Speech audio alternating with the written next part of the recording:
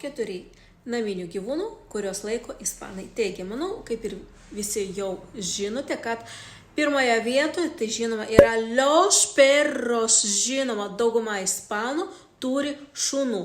Ir negalvojate, kad jie turi tik mažus šuniukus, nelabai dažnai taip pat, jie laiko ir labai didelius šunis. Antroje vietoje mes turime los gatos. Irgi ispanai myli ir katinus, nors galima iš šono pastebėti, kad jie teikia pirmenybę šunims, bet ne, tai nėra tiesa. Žinoma, trečioje vietoje mes turime pajaritos. Los canarios ir los periquitos yra patys populiariausi paukščiukai, kuriuos laiko ispanai. Ir labai dažnai atsitinka, kad jie viename bute ar name laiko keletą gyvūnų. Ir ketvirtoje vietoje mes turime žuvytės. Taip, nelabai populiaru, bet visgi pasitaiko, kad vienas kitas ispanas pas save turi ir žuvytės. O jūs turite naminių gyvūnų? Jeigu